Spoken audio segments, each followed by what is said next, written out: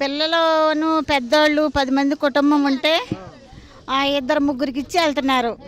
ఆ ఇద్దరు ముగ్గురికి పట్టలాలు ఏం సరిపోతాయి? ఇంతమంది జనాభా ఉంటే ఇంతమంది జనాభాకి ఇవ్వాలి. ఎవరికాలు మంచినీళ్ళు తెచ్చుకొని వాళ్ళ ఇళ్లలో పెట్టుకుంటున్నారు. కొంతమందికి అందుతుంది, కొంతమందికి అందుతలేదు. ఎంతవరకు కొంచెం కొంచెం అండి ఒక పొట్టలం అట్ట సహాయం చేస్తున్నారు.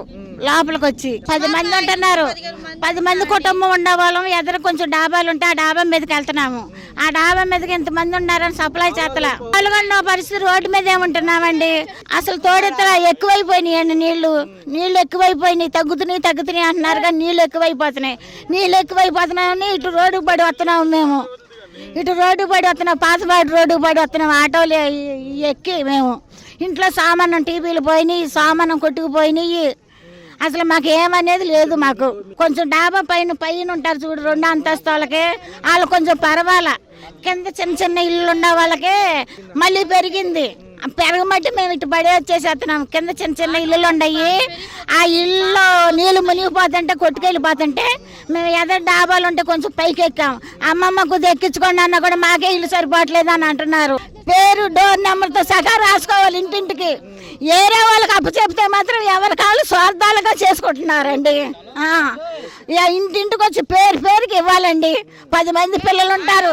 పసి పిల్లలు, పాలు తాగే పిల్లలు ఉంటారు, ఏమైనా తినే వాళ్ళు ఉంటారు. ఎంతమంది ఇబ్బంది పడిపోతున్నాము. ఇప్పుడు గ్యాస్ బండ్లు కూడా పోయినాయి. మాకు ఆధార్ కార్డులు కావాలంటున్నారు, రేషన్ కార్డులు కావాలంటున్నారు. అవి కూడా పోయినాయి అండి. అసలు ఇప్పుడు రేషన్ కార్డు కావాలని ఎక్కడ తెచ్చిస్తాము? మీరు ఇంటింటికి వచ్చి డోర్ నెంబర్తో సహా ఇవ్వాలి. మీరు ఇంతమంది పిల్లలు, ఇంతమంది కుటుంబం అని లెక్కగా ఇవ్వాలి.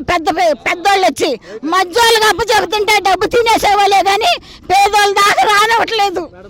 ఇంత బాధలో మరి ఇక్కడ ఎవరైనా తెలిసిన వాళ్ళు ఉన్నారని వాళ్ళ ఇంట్లో తల దాచుకున్నామని వెళ్తున్నాం బాధపడు. ఒక పక్క చూసుకున్నట్లయితే ఏమంటున్నారంటే ఏదైతే అక్కడ కరకట్ట మీద చంద్రబాబు ముఖ్యమంత్రి గారి ఇల్లు ఉంది, సో అది మునిగిపోద్దనే ఉద్దేశంతో ఇటు ఎత్తాము అంటున్నారు. ఎంతవరకు సమంజసం? అది న్యాయం కాదు. అతను ఒక్కడ ప్రాణం కోసం ఇప్పుడు కొన్ని 100 మంది ప్రాణాలు ఇది ఇబ్బంది పడింది. కొన్ని వేల ప్రాణాలు ఇబ్బంది పడినాయి కదా. అతని ఇంటి కోసం ఇప్పుడు ఎన్ని వేల ప్రాణాలు ఇబ్బంది పడినాయి, ఎంతమంది చనిపోయారు, ఎన్ని పశువులు చనిపోయినాయి, అది కూడా ఆలోచించాలి కదా. ఎమ్మటినే అమరావతి సైడ్ కూడా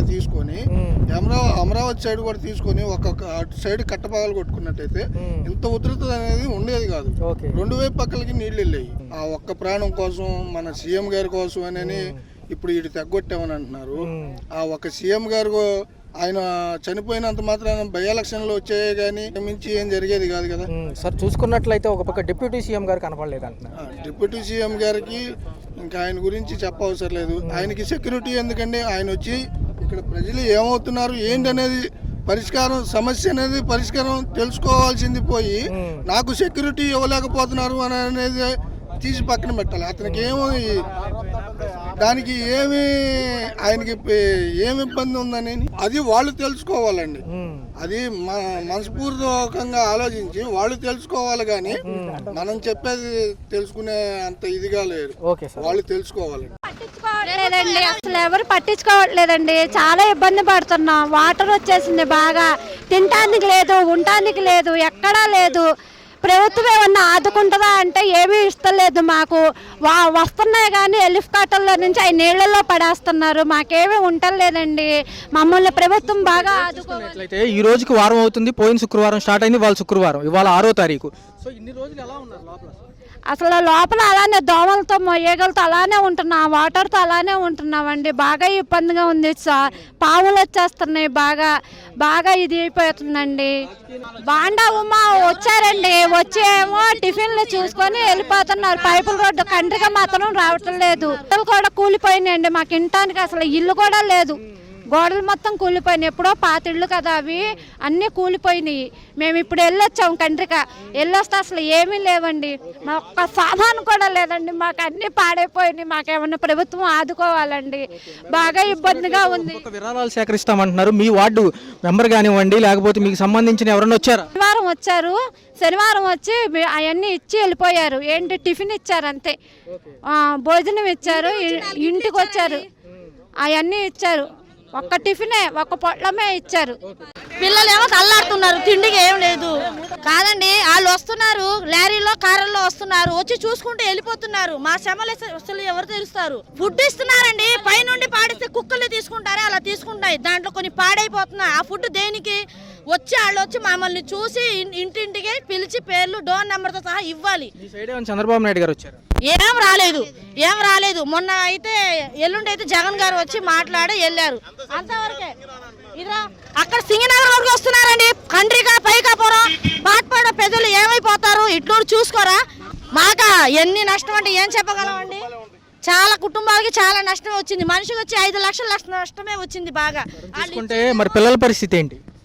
పిల్లల పరిస్థితి ముందర పిల్లల భవిష్యత్తు ఏంటి ఆలోచిస్తున్నామండి మేము. పిల్లల భవిష్యత్తు ఏమవుతా అని. చిన్న చిన్న పిల్లలకి బట్టలు కూడా లేవు ఇప్పుడు వీళ్ళకి. అలాగా మా ఇంట్లో సామాను కానీ ఏమి కానీ వాడుకునే వస్తువులు కానీ మంచాలు కానీ ఫ్రిడ్జ్లు కానీ మొత్తానికైతే పోయినాయి. ఇప్పుడు మా పరిస్థితి ఏంటి? మాకు ఆదుకునే వాళ్ళు ఎవరు? ఎన్ని రోజుల నుంచి ఇక్కడే ఉన్నారు? నేను 4 రోజులు పెట్టున్నాను. ఎక్కడి నుంచి వస్తున్నారు? నేను భద్రాచలం నుంచి వచ్చా. ప్రభుత్వాలు కూడా విఫలమయ్యా అంటున్నారు ఇంత పెద్ద వరదకి. ఏమి లేదన్న, అందరూ వస్తున్నారు. మన సత్తిపల్లి నుంచి వినుకొండ, నర్సరాపేట నుంచి కాకినాడ, వైజాగ్ నుంచి జిఎంసీ వాళ్ళు వచ్చారు. వాటర్ కానీ ఫుడ్ కానీ దేనికి లోటు లేదు. ఏ పర్వాలేదు, ఏం ప్రాబ్లం లేదు. అయితే చూసుకున్నట్లయితే ఏదైతే వెలగలేరు దగ్గర ఉన్న ఆ గేట్లు ఎత్తడం వల్లే ఇంత ఉధృతి వచ్చింది అంటున్నారు. పర్లా మనుషులంతా చచ్చిపోయేది అంత ఇదే లేదు కానీ మునిగిపోయినాయి మొత్తం. సింగనగర్, కండ్రిక, పాయకాపురం ఉన్నాయన్ని మునిగిపోయినాయి. కానీ అంటే ఒక పక్క ఫైర్ ఇంజిన్ వచ్చి తోడటం జరుగుతుంది, రెండోది ఇల్లు కూడా క్లీన్ చేస్తున్నారు. సో చూసుకున్నట్లయితే ఎలా ఉంది అసలు? పర్లేదన్న, పర్లా. అంటే ఒక పక్క చూసుకున్నట్లయితే పవన్ కళ్యాణ్ గారు లేట్గా రావడం జరిగింది పర్యటనకి. రెండో చూసుకుంటే ఆయన వస్తే జనాలందరూ గుమ్ము కొడతారు, అందుకే రాలేదంటున్నారు. ప్రతిపక్షాలు ఏమో ఏకిపారేస్తున్నది ఈ విషయాన్ని. ఎలా ఏ పార్టీ వాళ్ళన్నా కానీ పార్టీ పరంగా ఏం చూడట్లా. ఆ పార్టీ ప్రతి పార్టీ వాళ్ళు కష్టపడుతున్నారు. మొత్తం సింగనగర్ పాక బొబ్బాయి ఉండేది కాదు. చూసుకున్నట్లయితే ఒక పక్క చూసుకున్నట్లయితే నారా లోకేష్ గారు మంగళగిరిలో పర్యటించారు తప్ప సింగనగర్ రాలేదంటున్నారు. సింగనగర్ రావడానికి ఎట్ట వస్తారన్న, మనుషులు రావడానికి ఇది లేదన్న. ఎట్ట వస్తారు? నిన్న వాళ్ళు వచ్చారు కానీ జేసీబీ మీద వచ్చారు, చూశారు. జేసీబీ మీద వచ్చి చూసి వెళ్ళారు. పర్వాలేదు. మరో పక్క చూసుకున్నట్లయితే ఏదైతే ఈ వరదకి సంబంధించి ఆ గేట్లు ఎత్తుకొని ఉంటే సరిపోయేది, కృష్ణానదిలో వెళ్ళిపోయేది అంటున్నారు. ఎంతవరకు సంబంధించుకుంటారు? ఎట్టి వెళ్ళట్లేదు సార్, ఎట్టి వెళ్ళడానికి దారి లేమన్నా. లారీ డ్రైవర్ ని 4 రోజులు సోమవారం నుంచి ఇప్పటి వరకు వరదలోనే ఉన్నా, లారీ ఆపుకొని. ఫుడ్ గిడ్డు అన్ని వస్తేనే తిని ఇక్కడే ఉంటున్నాం, చేసేది ఏమి లేదు. అది సంగతి. Right sir. ఒక పక్క చూసుకున్నట్లయితే ఏదైతే వెలగలేరు దగ్గర ఉన్న గేట్లు ఏదైతే ఉన్నాయో 11 గేట్లు ఎత్తారు ఇప్పుడు పోయిన శనివారం నైట్. అందుకే ఇంత ఫ్లోటింగ్ వచ్చింది, లేకపోతే ఆగేది అంటున్నారు. ఒకవేళ ఎత్తకపోతే ఏం జరిగేది? ఎత్తకపోతే మొత్తం లేచిపోయేది. ఓకే, ఎత్తినారు కాబట్టి కొంత లెవెల్లో వచ్చింది. ఎత్తుకుపోయినట్టయితే మొత్తం ఊరు ముజవాడ మొత్తం బచ్చం అయిపోయింది. మరొక అంశం ఏంటంటే ఒకవేళ అది కనుక ఎత్తకపోయి ఉంటే కనుక చంద్రబాబు నాయుడు గారు హౌస్ వెళ్ళిపోయేది కృష్ణానదిలో అంటున్నారు. ఎంతవరకు? అసలు చంద్రబాబు నాయుడు ఇల్లు ఉండేది కాదు. ఈ లేకపోతే ఇంక చంద్రబాబు నాయుడు ఇల్లు ఇంకెక్కడ ఉంటది? ఇదే మెరక, అది పల్లం కాబట్టి ఇదే ఉండాలి. అది లేచిపోతుంది, అసలు శాంతం లేచిపోతుంది అది. సో రెండో పక్క చూసుకున్నట్లయితే కూడా గండ్లు కొట్టేయడం జరిగింది. అవును. సో పాలకపక్ష వర్గాలు ఏమంటున్నారంటే ప్రతిపక్షాలు చేసినాయి అంటారు. గండ్లు కొట్టేయడం ప్రతిపక్షాలు చేసినవి కాదు. ఇది మామూలుగా ప్రకృతి వైపరీత్యంగా అన్నట్టు జరిగింది. కానీ ఇది మామూలుగా వాళ్ళు కొట్టి వీళ్ళు కొట్టి ఏం కాదు. రెండో పక్క చూసుకుంటే ఏదైతే రిటైనింగ్ వాల్ ఉందో, ఏదైతే కృష్ణానదిని పెట్టి చాలా మందిని ప్రాణాలు కాపాడింది అంటున్నారు. మొన్న జగన్మోహన్ రెడ్డి రాగానే ఉవ్వెత్తున జనం అందరూ స్వచ్ఛందంగా వచ్చి హర్షణీయం వ్యక్తం చేశారు. అవును. సో ఎంతవరకు పనికి వచ్చింది అంటారు? చాలా వరకు సేవ్ అయ్యేది. అంత ముందు ఇప్పుడు చాలా సేఫ్ గా ఉండాలి. లేకపోతే విజయవాడ సగం మునిగేది అంటారు. అవును, మునిగేది. కృష్ణలంక అంతా అసలు లేచిపోయేది. కృష్ణలంక వాళ్ళు కట్టమంటే కొంత సేఫ్ అయ్యారు, లేకపోతే మొత్తం లేచిపోయేది. కృష్ణలంక అసలు లేచిపోయేది, మొత్తం విజయవాడ సిటీ మొత్తం సగం మునిగిపోయేది. సార్ ఒక పక్క చూసుకుంటే కొద్దిగా వరద ఏరియా తగ్గిన ఏరియాలో ఫైర్ ఇంజిన్లు పెట్టి లాగిస్తున్నారు. రెండో పక్క చూసుకున్నట్లయితే ఆ ఇల్లు కూడా క్లీన్ చేసి పెడుతున్నారు. అవును. సో త్వరితగతిని పూర్తి అయ్యడానికి ఇంకెన్ని రోజులు పట్టచ్చు? ఇంకా 5 గంట ఒక 15 రోజులు చిల్లర పట్టదు, కంపల్సరీ పట్టదు. ఇవాళ కొద్దిగా తగ్గింది, నిన్నైతే బీభత్సంగా పెరిగింది. ఇవాళ కొద్దిగా పర్వాలేదు. ఇది ఏ ఊరు? ఎక్కడి నుంచి? విజయవాడే. మాది కూడా ఇల్లు మునిగిపోతే మేము మా బాబాయ్ వాళ్ళ ఇంటికి వెళ్ళిపోయాం. ఇప్పుడు ఇక్కడికి వచ్చాం. మా అక్క వాళ్ళు ఉంటే చూసి వెళ్తాం, ఒకసారి వచ్చాం.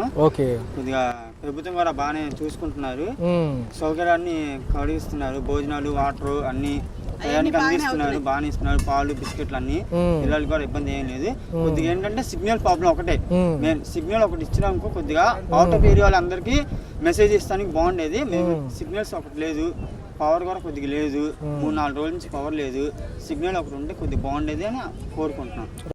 బ్యారేజీ కట్ట దిగిపోయి 30 లక్షల మంది జనాభా ఊళ్ళు నాశనం అయిపోయాయి. సార్ సుమారు ఎన్ని సంవత్సరాల క్రితం చూసి ఉంటారు? బుడమేరు దేనికి ఆక్రమించుకోవటం, బుడమేరు ఆక్రమించుకుని గత 5 సంవత్సరాల గవర్నమెంట్ లో ఏమన్నా ఎక్కడన్నా కాలంలో తుట్కాడ అన్ని తీసారా? తీకోకుండా ఇవాళ మునిగిని ఎవడు అంటాను చెప్పు.